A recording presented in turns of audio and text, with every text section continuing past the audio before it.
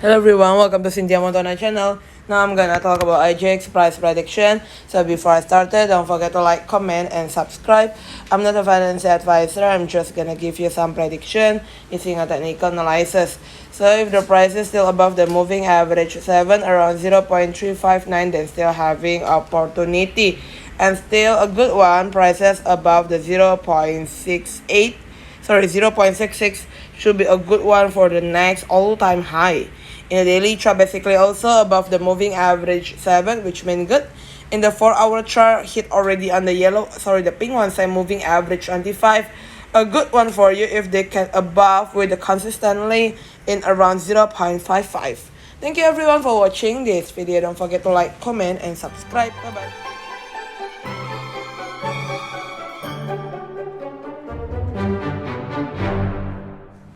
Hello everyone, welcome to Cynthia Montana channel. Now I'm gonna talk about AGIX price prediction. So before I started, don't forget to like, comment, and subscribe. I'm not a financial advisor, I'm just gonna give you some prediction using a technical analysis. So if the price is still above the moving average 7 around 0.359, then still having opportunity. And still a good one, prices above the 0.68, 0.66 should be a good one for the next all-time high. In the daily chart, basically also above the moving average 7, which means good. In the 4-hour chart, hit already on the the pink one side moving average 25. A good one for you if they can above with the consistently in around 0.55. Thank you everyone for watching this video. Don't forget to like, comment, and subscribe. Bye bye.